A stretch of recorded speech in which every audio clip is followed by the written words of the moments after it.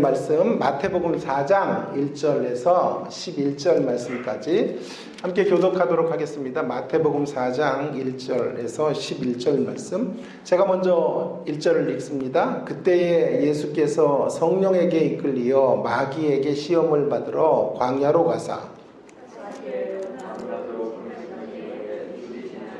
시험하는 자가 예수께 나와서 이르되 내가 만일 하나님의 아들이거든 명하여 이 돌들로 떡덩이가 되게 하라.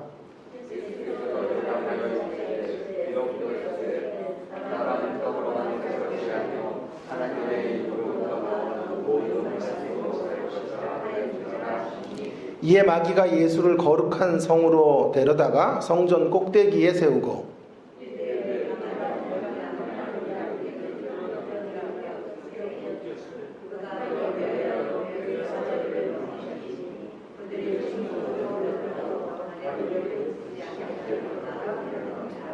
예수께서 이르시되 또 기록하였으되 주 너의 하나님을 시험하지 말라 하셨느니라 하시니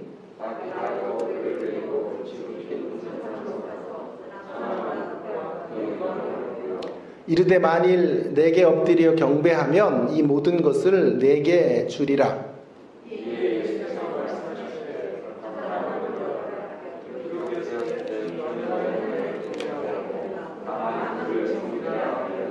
11절 함께 읽습니다. 이에 마귀는 예수를 떠나고 천사들이 나와서 수종드니라.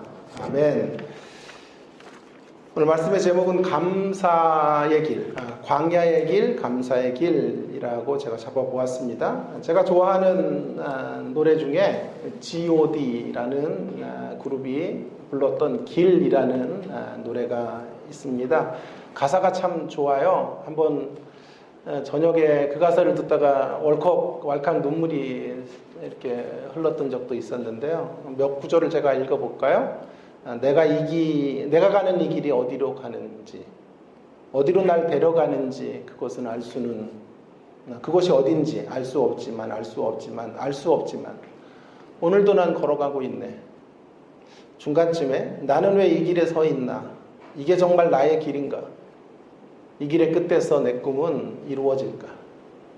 무엇이 내게 정말 기쁨을 주는지, 돈인지 명예인지, 아니면 내가 사랑하는 사람들인지 알고 싶지만 아직도 답을 내릴 수 없네. 정말 좋은 가사가 아닙니까?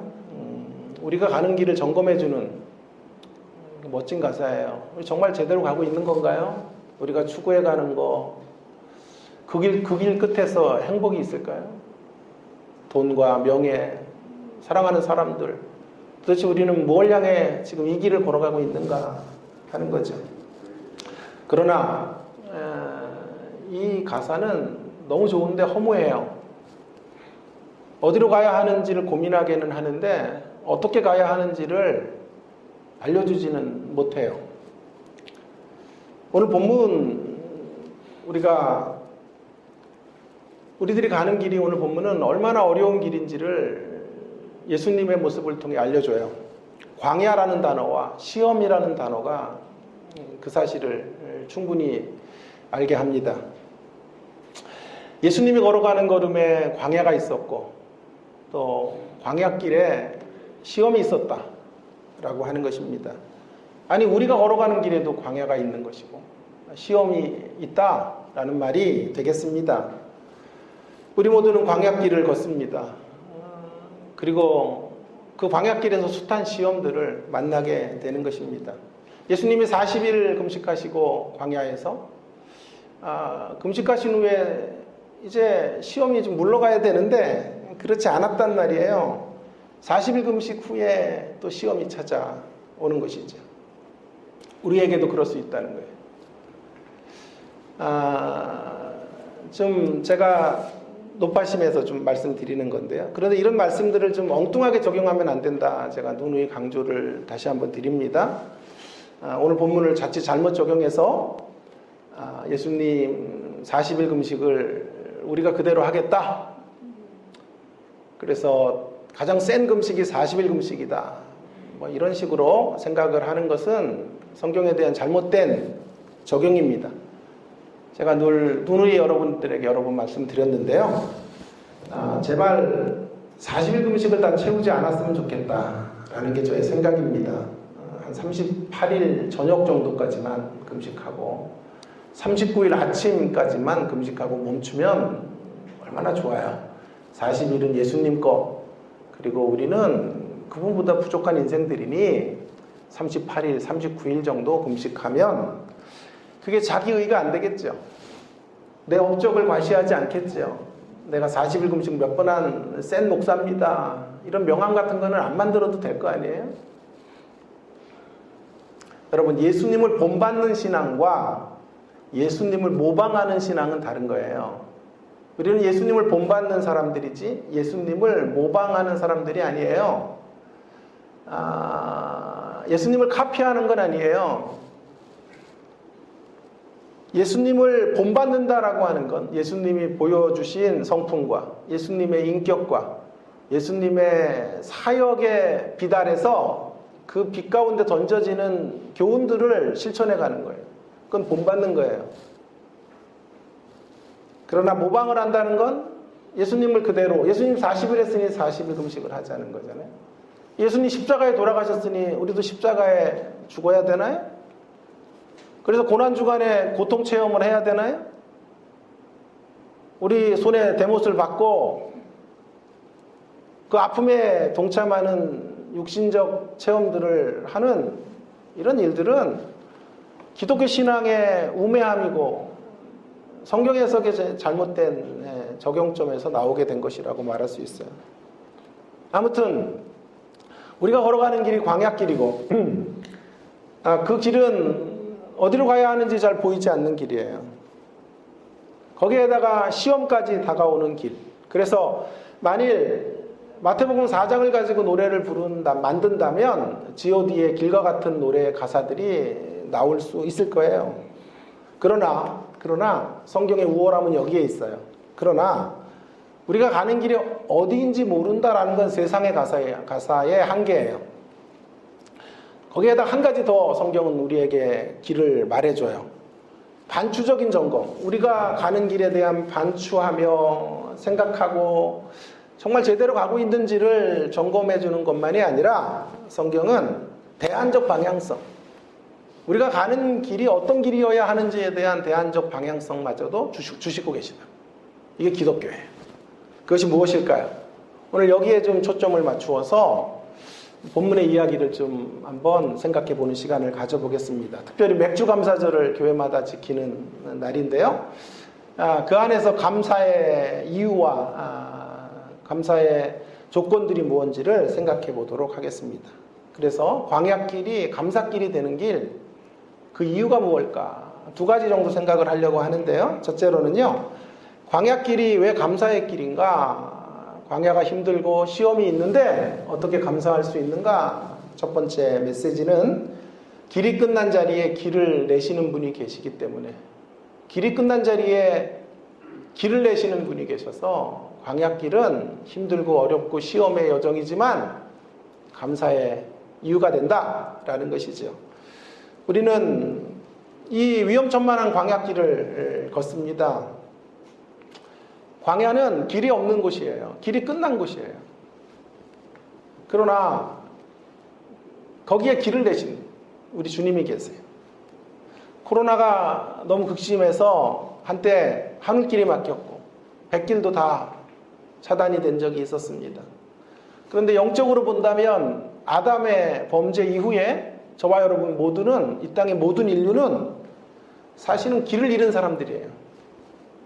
길을 어느 길로 가야 될지 모르는 사람들, 길이 끝난 사람들, 더 앞으로 나갈 길이 없어요. 어디로 가야 하는지 길을 잃었기 때문에 고작 하는 게 위로 올라가는 거예요. 그래서 더 높은 탑을 쌓는 것밖에 할 수가 없어요. 더 나은 성공을 향해서만 위로 올라가는 인생의 방향성으로 나아가게 된 거예요. 앞으로 가야 되는데 앞에 길이 없으니 위로 올라가게 된 것이지요. 길을 잃은 채 더 높이, 더 멀리 이렇게 가려고 몸부림치는 이런 몸부림만 있는 거죠. 높은 탑을 올리며 그런 삶을 계속해서 추구해 가는 거죠. 그리고 맨 꼭대기에 선 사람들을 신화적 인물로 만들어 놓고 우리는 그들의 간증을 들으며 그들을 부러워하고 그들처럼 되기를 꿈꾸며 살아가게 세상은 만들어 놓은 거죠. 이것이 세상이 우리를 속이는 대목인 거예요. 제가 위조 지폐 얘기를 한 번도 여러분에게 드렸습니다. 디즈니 속의 복음이라는 책에 나오는 참 재미난 이야기인데요. 어느 사람이 원본 지폐와 100% 동일한 위조 지폐를 만들었습니다. 그런데 발각되지 않을 거라고 생각했는데 발각이 되었어요. 경찰 조사를 받으면서 한 가지는 물어봅시다. 내가 감옥에 가는 건 괜찮은데 아니 어떻게 이게 발각이 됐나요? 저는 완벽한 걸 만들었는데요. 어떻게 제 지폐가 위조됐다는 걸 식별하실 수 있었습니까? 저는 완벽했다고 생각하는데 수사관이 대답해 주었습니다. 예, 당신은 정말 완벽한 위조 지폐를 만들었습니다. 원본과 정말 동일했습니다. 그런데 문제는 그 원본이 위조 지폐였습니다. 위조 지폐 원본을 위조해서 발각된 사건이에요. 여러분, 원본이 위조되어서 위조하며 살기에 높이 탑을 쌓는 게 우리가 가야 될 길이 아닌데 그렇게 가는 것이 제대로 사는 것인 줄 알고 살아왔기에 일정한 성공을 거둬도요 행복이 밀려오질 않아요. 감격이 밀려올 것 같았지만 그렇지 않더라고요.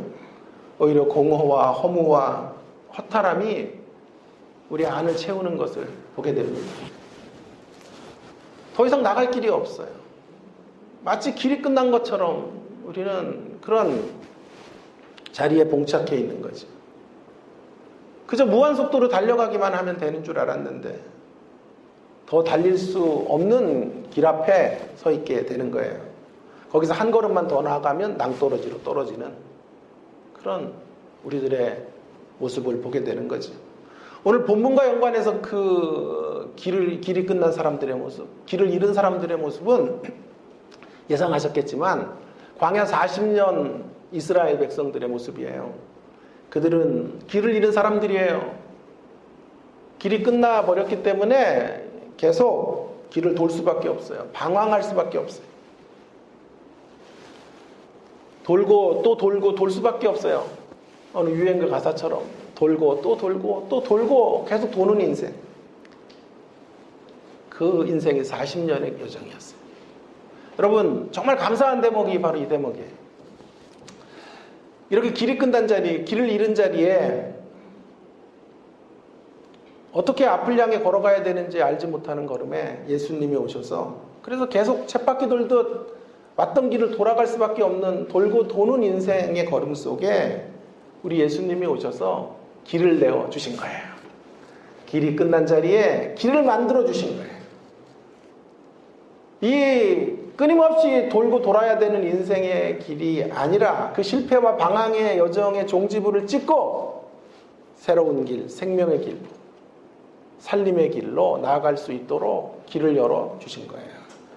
이스라엘의 실패로 얼룩진 40년을 40일로 축약하셔서 예수님은 광야에서 승리하심으로 이스라엘의 후예들은 영원한 실패의 길을 걸을 수밖에 없었는데 그 종지부를 찍으시고 이제 예수 안에 있는 자들에게는 새로운 이김의 길, 새 시대의 길을 열어 주신 거예요. 이것이 우리가 이 맥주절을 보내면서 정말 감사해야 될 첫 번째 이유이고 근거라고 생각합니다. 이 결정적이고 절대적인 감사의 이유를 주님이 우리에게 허락해 주셨어요. 우리 그것 때문에 감사하는 거예요. 이 결정적이고 절대적인 감사의 이유, 길이 끝난 인생에게 길을 열어주셨던 이 감사의 이유 때문에 이거 우리가 붙잡고 있으면요 환경의 작고 큰 시련들 속에서도 이 감사를 빼앗기지 않을 거예요. 그래서 돌고 돌아서 우리가 원래 서야 되는 자리는 원망의 자리예요. 돌고 또 돌고 인생이 피곤해 고단해 불평의 자리예요. 오뚜기예요. 다시 우리는 그런 불평과 불만으로 가득 찬 자리로 오뚜기처럼 서요. 그러나 이제 우리가 다시 설 수 있는 자리는 감사의 자리예요. 돌고 돌아서 다시 우리가 쓴다면 감사의 자리. 인생을 살면서 다시 순간순간 감사를 놓치다가도 다시 돌아와야 되는 자리는, 돌아올 수 있는 자리는 감사의 자리예요. 그 길을 주님이 열어주신 거죠. 마치 이런 것과 같습니다. 예를 들어 나라를 잃었다고 생각해 보십시다. 그리고 유배지에 가서 산다고 생각해 보세요. 여러분, 나라를 잃은 자리에서, 포로의 삶의 자리 가운데 그 속박의 땅에서 제 아무리 많은 것들을 누린다고 해도 기뻐할 수 없어요. 거기서 성공해도, 거기서 떵떵거리고 살 수 있는 부와 권력이 주어진다고 해도 나라를 잃어버린 자리에서 그 근원적인 슬픔과 눌림이 있기 때문에 우리는 기뻐할 수 없어요. 길을 잃었기 때문이에요. 길이 없기 때문이에요. 근원적이고 절대적인 기쁨의 근거는 나라를 다시 찾는 거죠. 그죠? 그때 기쁨이 오는 거죠. 민족 해방의 이 벅찬 자리로 나아가야죠. 그리고 고국에 돌아와 살아도요, 내 나라에서 살아도 어려워요. 그죠? 내 나라에서 삶을 영위해도 힘들어요. 고단해요. 사는 게 쉽지가 않아요. 그러나 나라 잃은 서름을 경험한 사람들은 고국에 들어와 살아갈 수 있다는 것 하나만 가지고도 밥을 굶어도 행복할 거예요. 빌어먹어도 내 나라에서 살 수 있는 게 감사하다. 그런 고백이 터져나오게 될 거예요. 이와 마찬가지로 우리 모두는 아담 이후로 길을 잃은 사람들이에요. 길이 끝나버린 사람들, 길이 차단된 사람들, 마치 생명나무의 길이 차단됐듯 그렇게 생명으로 가는 길을 잃은 사람들. 더더욱이 우리로서는 새로운 길을 만들 수 없었던 사람들. 그것이 바로 40년 방황하고 배회했던 이스라엘의 모습이에요. 예수님은 바로 그 실패의 자리, 그 한복판에 오셔서, 다시 강조하지만 40년을 상징하는 40일의 시간 동안 금식하심으로 승리를 여셨고, 승리 이후에 시험을 통과하심으로 우리에게 새로운 살 길, 생명의 길을 허락해 주신 줄 믿습니다. 승리와 이김의 길을 열어주신 거예요. 영광에 이르는 그 길을 허락해 주신 거예요. 이게 절대적이고 위대한 감사거리예요. 자, 두 번째. 조금 더 제가 하나를 놓쳤네요. 자, 그래서 적용거리가 이거예요. 이 말씀을 적용해 본다면 적용거리는 이거예요. 이 절대적인 감사의 조건이 상대적인 삶의 현실을 지배하도록 해야 돼요. 이 절대적인 감사의 조건을 가지고 상대적인 삶의 현실들을 지배하십시오. 길이 끝난 자리에 길을 내셨어도 그 길을 가다가 폭우를 만날 수도 있어요. 비바람이 몰아칠 수도 있어요. 그러나 중요한 건 새롭고 살리는 길이, 살림의 길이 열려 있다라고 하는 거예요. 자, 생명의 길로 가는데도 어렵다에 방점을 두면 안 돼요. 그러면 어디에 둬야 될까요? 어렵다에 방점을 두면 감사 찬송을 잃어요. 반대로 가야죠. 어렵지만 생명의 길로 가고 있다. 거기에 방점을 두시고 강조점을 두시는 우리가 되기를 바랍니다. 우리 인생 어려워요. 그러나 어렵지만 생명의 길로 가고 있는 어려움이다 라고 하는데 초점을 두면 어려움 속에서도, 힘듦 속에서도 노래할 수 있고 찬양할 수 있고, 하박국의 고백처럼 구원의 하나님으로 인하여 찬송하는 자리로 가게 될 것입니다. 자, 두 번째, 사실 두 번째 이야기를 제가 좀 하고 싶어서 오늘 본문을 선택했는데요. 광야길이 감사길로 변화하게 될 수 있는 이유 두 번째로는 이김의 길로 나갈 수 있는 방식을 분명하게 알려주시는 거예요. 자, 길이 끝난 자리에 길을 내시는 정도가 아니라 이제 그 내신 길을 우리가 따라가야 되거든요. 승리의 길을 따라가면 이겨가야 되거든요. 쭉 이김의 삶을 살아가야 되는데 어떻게 이김을 발맞춰가며 살아갈 수 있을까? 승리에 발맞춰가서 걸어갈 수 있을까? 하는 게 숙제죠.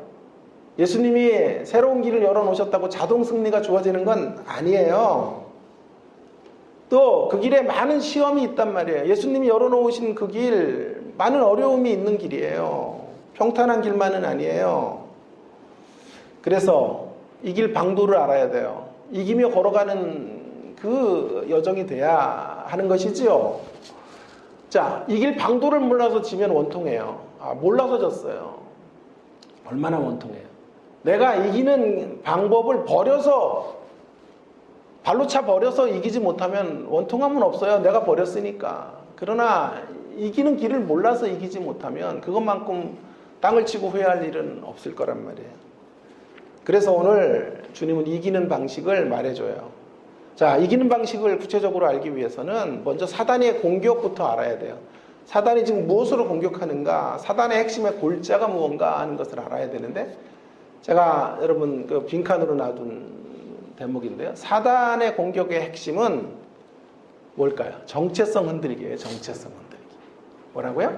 정체성 흔들기. 예수님의 정체성을 흔드는 거죠. 3절과 6절에 두 번에 걸쳐서 사단이 뭐라고 말하냐 하면 내가 만일 하나님의 아들이거든 이라고 말하고 있죠. 사단은 지금 무슨 예수님에게 엄청난 죄를 저지르라고 시험하는 게 아니에요. 잘못된 행동을 하라고 유혹하는 것도 아니에요. 사단은 그보다 더 깊은 것을 건드려요. 더 깊은 문제로 가지고 시험의 자리로 예수님을 이끌어가요. 그것이 뭐예요? 네가 만일 하나님의 아들이거든 이렇게 살면 안 된다는 거예요. 하나님의 아들이 이렇게 살면 안 된다는 거예요. 하나님의 아들이라면 40일 금식하며 살면 안 되지. 하나님의 아들인데 40일 동안 못 먹는 아들이 하나님의 진짜 아들인가? 그 힘겨운 금식을 하고 그렇게 광야의 길을 지나가는 거, 이건 하나님의 아들의 모습이 아니지 라고 말하는 거죠. 그 말은 무슨 말입니까? 하나님의 아들이라면 좀 더 멋진 모습, 좀 더 능력 있는 모습, 좀 더 힘 있는 모습으로 서 있어야 한다라는 게 사단의 시험의 골자인 거예요. 내가 만일 하나님의 아들이거든, 내가 만일 하나님의 아들이라면 이라고 말하는 거죠. 여러분, 이 시험은 예수님에게만 오는 시험이 아니에요. 우리 모두에게 오는 시험이에요. 저에게도 오고 여러분들에게도 다가오는 순간순간 삶의 현장에서 찾아오는 시험거리예요. 저의 경우부터 예를 들어볼까요? 저는 교수 생활을 20년째 했어요. 여러분 깜짝 놀라셨죠? 동안이고 한 40대 초 같은데 여러분 20년째 교수 생활을 제가 지금 하고 있는데요. 제가 하기 싫은 수업 하나가 있어요. 그게 뭐냐 하면 설교 실습 수업이에요. 설교 실습은 학우들이 나와서 설교를 발표하고 그 다음에 1차적으로 학우들이 비평을 하고 제가 최종 비평을 하는 거예요. 그러니 여러분 남 앞에 서서 제가 설교 끝나고 여러분의 비평을 받고 우리 조직신학자 김정현 목사님 비평을 받고 우리 서 목사님의 비평을 받는다고 생각해 보세요. 좋을 사람이 누가 있어요? 아무도 좋을 사람이 없잖아요. 또 좋은 얘기만 해주면 안 되잖아요. 고쳐야 될 것들을 얘기해 줘야 돼서. 그래서 이 수업은 늘 싸움이 이루어지고 애고가 강한 사람들은 그 메시지를 못 받아요. 책망하고 뭐 틀렸다 그러는 거 가지고 막 승을 내고 하는 그런 수업이에요. 그래서 늘 기도하고 들어가는 수업이에요. 하나님 수업에서 싸움이 일어나지 않도록 도와주시고 서로 감정이 상하지 않도록. 강의평가 최악의 여러분 이런 강의평가를 받는 수업이에요. 그런 수업들을 하는데도 제가 강의평가 상위권에 있었다는 건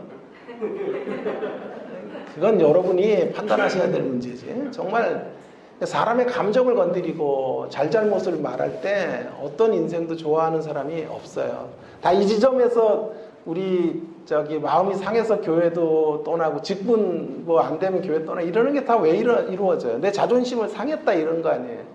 근데 이건 대놓고 자존심 상하는 수업을 하니까 얼마나 힘든지 몰라요. 여러 20년째 이 수업을 하니까 에피소드들이 많은데요. 어느 평신도 선교사를 하다가 이제 신학을 시작한 여성 이제 선교사님은 우황정심원을 2개나 먹고 왔다는데도 떨리다고 설교 끝나고 거의 실신이 된 거예요. 그래가지고 119를 막 부를 때 깨어난 거예요. 그런 적도 있었고요. 막 너무 긴장을 해서 시작을 하는데 막 눈물을 펑펑 흘리면서 하나님께서 하는데 눈물이 터진 거예요. 막 눈물을 멈추질 않아가지고 은혜 받아서가 아니라 긴장해서 몇 분 안돈시키고 다시 이제 수업을 진행해야 했던. 또 토론을 하면서 진풍경들이 펼쳐져요. 평가를 하는데 다양한 반응들이 있어요. 아멘으로 받는 사람이 있는가 하면 대부분은 다 울그락불그락 얼굴이 빨개지기도 하고 막 그런데 그 중에 지금 이제 저희 학교 교수로 왔던 한 제자인데요. 날선 변론이 펼쳐지는 거예요. 제가 지적을 하니까 그냥 받아야 되는데 저는 그렇게 생각하지 않는다고. 교수님의 원칙이지 저는 그런 원칙으로 설교 안 해도 된다고 생각한다고. 막 이렇게 가는 거예요. 그래도 제가 밀릴 수 없잖아요. 그래서 제가 그래도 이런 부분에 점검을 해야 된다 이야기를 했더니 너무 화가 났는지 벌떡 일어나더니 교실을 문을 박차고 나가버린 거예요.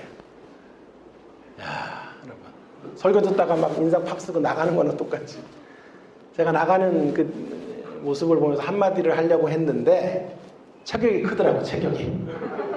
얼굴이 좀 험담붙더라고. 그래가지고 안 되겠다. 이러다가는 불상사가 이루어지겠다. 그래서 아무 말을 하지 않았는데 순식간에 수업 분위기가요. 최악의 상황으로 펼쳐진 거예요. 제가 잠깐 시작을 했어요. 학생들에게. 한 10분 정도 쉬었다가 다시 추스려서 수업을 하자. 10분 이제 휴식 시간을 가졌는데 남은 학생들이 난리가 난 거예요. 화가 나가지고 저에게 오셔가지고 다들 저 팬들이죠.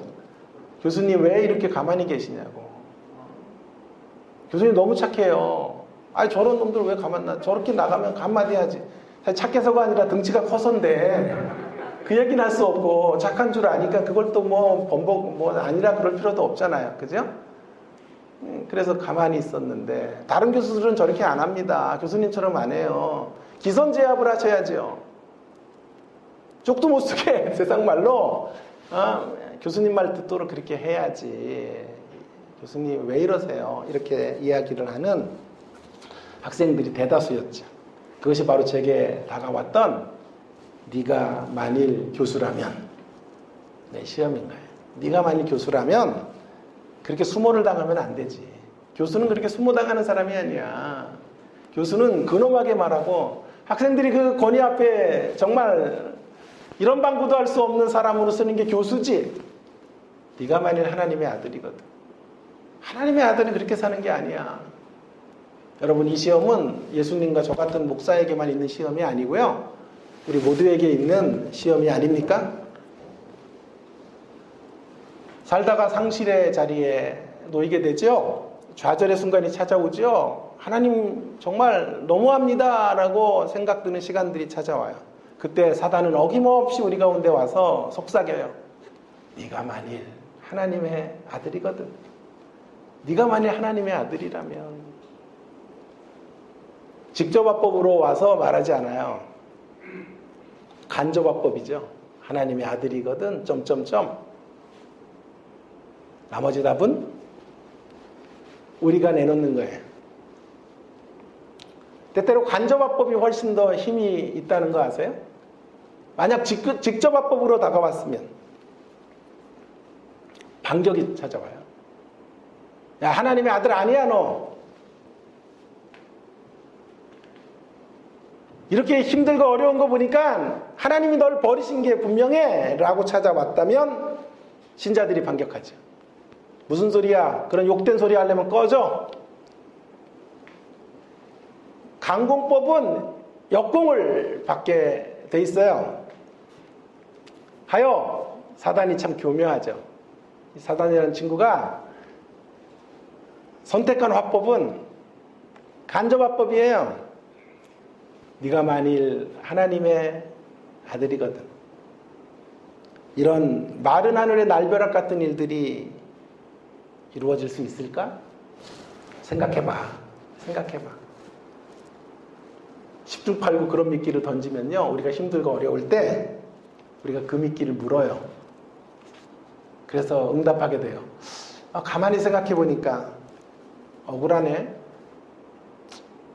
하나님은 나를 푸대접하셨네. 이러고 가는 거죠. 자, 여러분. 지금까지의 논의를 통해서 이제 예수님과 우리를 이끌어가려는, 그러니까 시험의 골자가 뭔지, 우리를 어디로 초대하려고 그러는 거예요? 초대라는 말이 좋은 말인데 어디로 이끌어가려고 그래요, 사단이?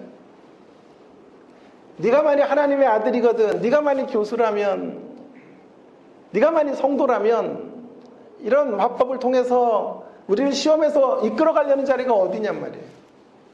이 간접 화법을 통해 우리를 어디로 끌고 가려고 하는 것일까요? 사단이 데려가려고 하는 것이 어디입니까? 지금과는 다른 하나님의 아들의 자리. 그 자리가 아니에요? 지금처럼 사는 건 하나님의 아들의 모습이 아니라는 말이죠.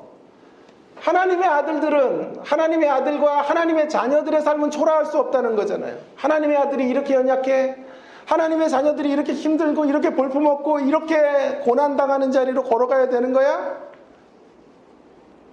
그러면 사단이 이끌고 가는 자리 어떤 자리일까요? 사단이 데려가려는 자리 어떤 자리일까요? 세 가지 시험의 요구사항들에 잘 소개되어져 있지요. 사단이 제시하는 하나님의 아들의 모습은 돌이 변하여 떡을 만드는 기적을 베푸는 예수의 모습, 성전에서 뛰어내리는데 하나 다치지 않는 모습, 사단에게 경배만 하고 천하만국을 얻는 그 영광의 모습으로 서 있는 거죠. 그게 하나님의 아들의 모습이라는 말이에요.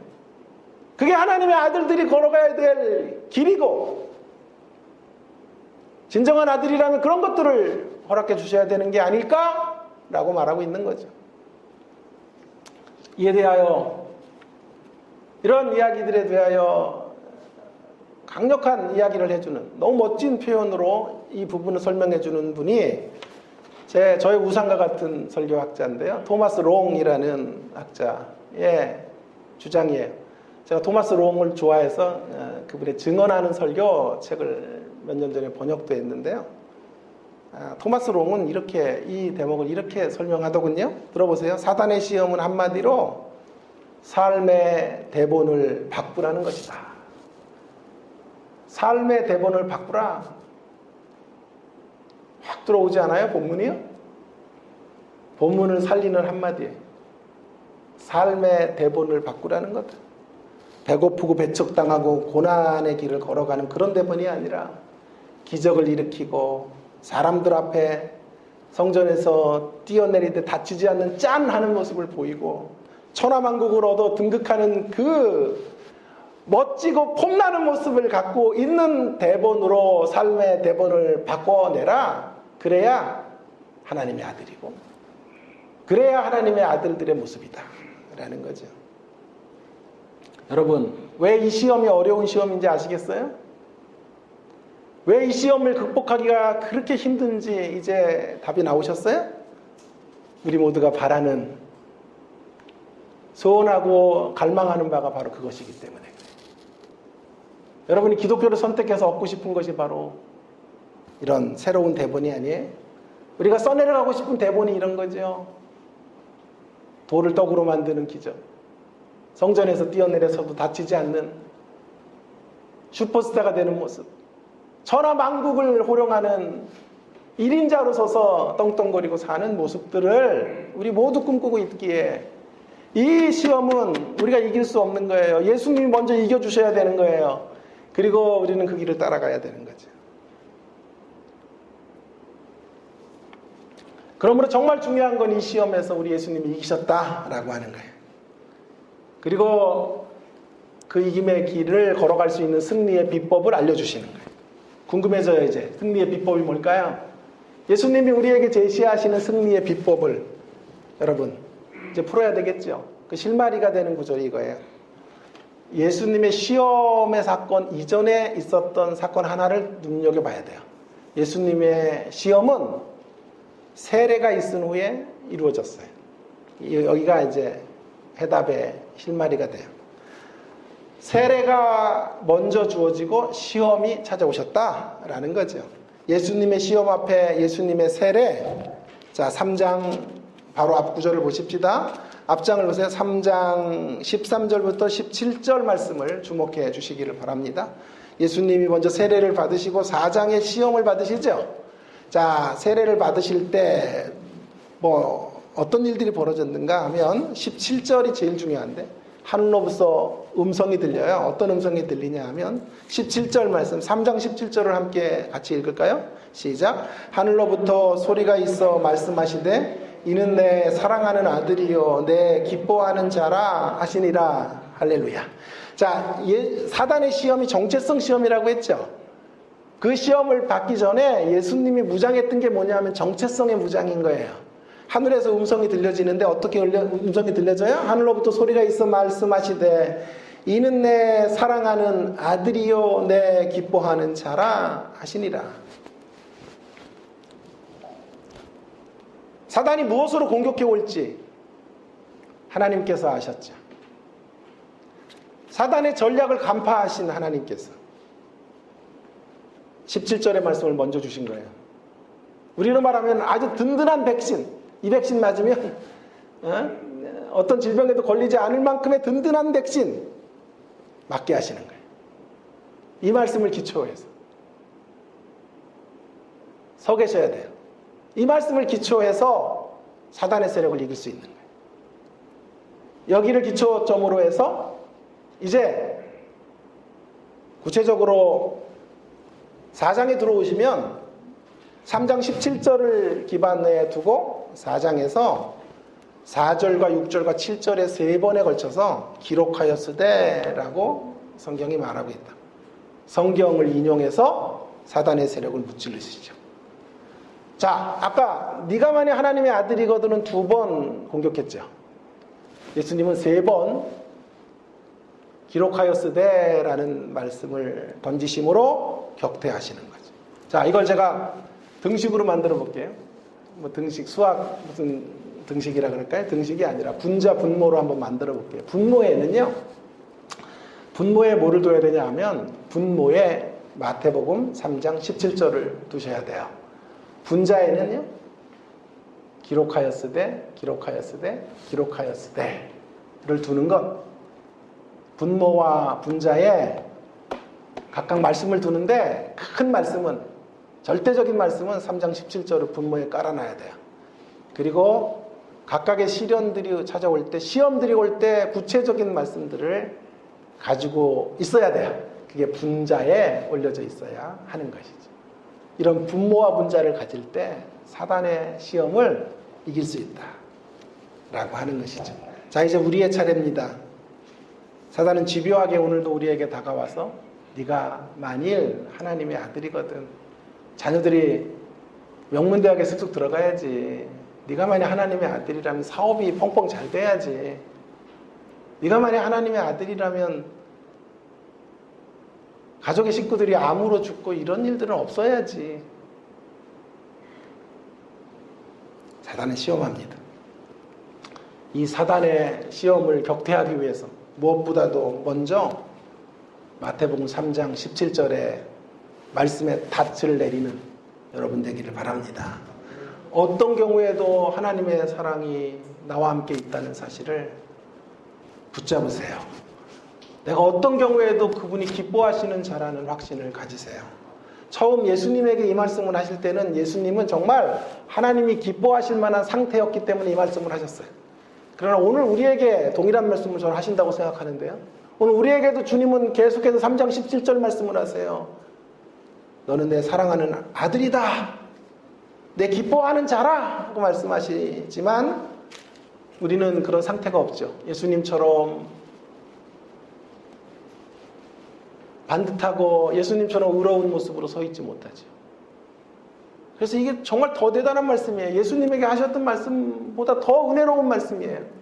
예수님은 상태가 충분하셨기 때문에 내 사랑하는 아들, 기뻐하는 자라고 하셨지만 우리는 우리의 상태에도 불구하고 찾아오셔서, 우리의 초라한 몰골에도 불구하고 오셔서 내 사랑하는 아들이라고 말씀하십니다. 내가 기뻐한다라고 말씀해 주십니다. 이 말씀을 부여잡으시기를 바랍니다. 이 말씀을 여러분의 분모에 두시기를 바랍니다. 여러분의 신앙생활의 분모에는 언제나 마태복음 3장 16, 17절이 깔려있기를 바랍니다. 그리고 분자에 수도 없이 많은 기록하였으되가 여러분의 입속에도 터져나오기를 바랍니다. 염려가 오면 염려의 말씀이 생각이 나서 염려를 무찌르기 바랍니다.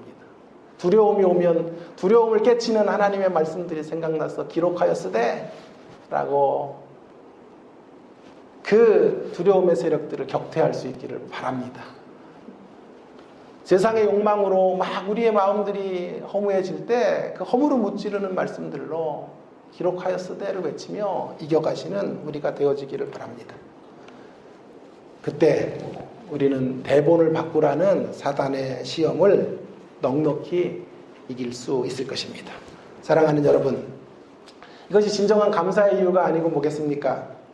승리의 비법을 알려주시지 않았다면, 예수님이 승리하는 길을 우리에게 말씀해 주시지 않았다면 우리는 한평생 엉뚱한 방향으로 갔을 거예요. 거기서 쓰러지고 말았을 거예요. 저는 잘못된 방향으로 가면서 지쳐 쓰러지는 것과 올바른 방향으로 가면서도 쓰러지거든요. 올바른 방향으로 가며 지쳐 쓰러지는 것은 다르다고 생각해요. 차원이 달라요. 자, 잘못된 방향으로 가면서 쓰러지는 것은요, 무너짐을 위한 쓰러짐이에요. 저는 이런 말 만드는 거 재미로 진짜 성경 봐요. 무너짐을 위한 쓰러짐이에요. 패망을 위한 쓰러짐인 거예요. 자, 그러나 올바른 방향으로 가지만 지쳐 쓰러지는 것은요, 일어섬을 향한 쓰러짐이에요. 회복과 승리를 향한 쓰러짐이에요. 올바른 방향으로 가지만, 예수님과 한편으로 가지만 쓰러질 때 있어요. 낙심할 때 있어요. 좌절할 때 있어요. 그러나 그 무너짐은 시행착오일 뿐이에요. 그것이 궁극적 패배로 이어지지는 않을 거예요. 몰라서 넘어지는 것과 알고도 넘어지는 건 차이가 커요. 알고도 승리의 길을 걸어가면서도 넘어질 수 있어요. 그러나 알고도 넘어지는 자리는 알아서 일어설 수 있는, 알고도 넘어지는 자리는 알기 때문에 다시 일어설 수 있는 기반이 될 거예요. 그 실패들이 모아져서 이제 더 현명해질 거고 더 지혜로워질 것이고 더 단단하게 주님을 붙잡는 자리로 가게 하는 길목이 될 거예요. 이것이 이 맥주 감사절을 보내면서 우리가 다시 한번 꺼내들고 상기해야 될 감사의 이유라고 했습니다. 사단은 우리를 시험하는 자입니다. 가장 근원적인 시험은 하나님의 자녀의 정체성을 흔드는 거예요. 우리의 삶 속에 펼쳐지는 어그러지고 힘겨운 현실들 앞에 놓일 때 우리가, 사단은 네가 만일 하나님의 아들이라면 이라고 도전합니다. 다른 대본으로 바꾸라 요청합니다. 자기에게로 건너와서 다른 대본을 줄 테니 그 대본을 살라 손짓합니다. 그러나 우리는 다른 대본을 살기를 꿈꿔서는 안 돼요. 오히려 우리 대본에 충실하게. 아니, 우리에게 허락해 주신 그 대본에 충실하게 사시며 이김의 길을 여셨고 이김의 방법을 구체적으로 알려주신 주님과 함께 이 진정한 생명의 길, 진정한 살림의 길로 나아가시는 여러분 되어지기를 간절히 바랍니다. 그리고 그 길을 마련해 주시고 그 방법을 알려주신 분에게 다시 한번 감사와 찬송으로 화답하는 이 오후 시간 되기를 주의 이름으로 축원합니다. 오늘 주신 말씀을 우리 또 기억하면서 오늘 찬송가